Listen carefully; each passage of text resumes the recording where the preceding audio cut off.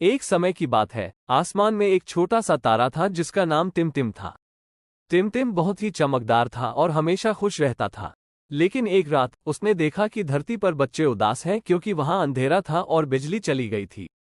टिमटिम ने सोचा, अगर मैं धरती पर जाऊं और बच्चों को रोशनी दूं, तो वे खुश हो जाएंगे।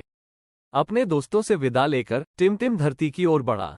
उसने एक लंबी पूंछ छोड़ी जिससे एक सुंदर सी जादुई रोशनी फैल गई। टिमटिम धीरे धीरे धरती पर उतरा और बच्चों के पास पहुंचा। बच्चों ने उसे देखकर खुशी से चिल्लाया, देखो, एक तारा धरती पर आ गया है। टिमटिम ने बच्चों से पूछा, तुम लोग उदास क्यों हो?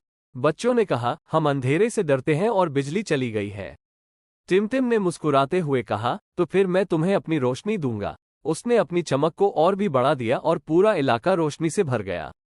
बच्चे खुशी खुशी खेलने लगे। लेकिन टिमटिम को यह एहसास हुआ कि वो धरती पर ज्यादा देर नहीं रह सकता क्योंकि उसे अपने घर आसमान में वापस जाना होगा। उसने बच्चों से कहा, मुझे अब वापस जाना होगा, लेकिन मैं हर रात आसमान में चमकूंगा ताकि तुम कभी भी अंधेरे से न डरो। बच्चों ने टिमटिम को धन्यवाद दिया और कहा, हम तुम्हें हर रात देखेंगे और तुम्हारी रोशनी में खुश रहेंगे। टिमटिम वापस आसमान में लौट गया, लेकिन उसने अपने दोस्तों से कहा, मैंने धरती पर बच्चों को खुश किया और अब मैं और भी खुश हूं।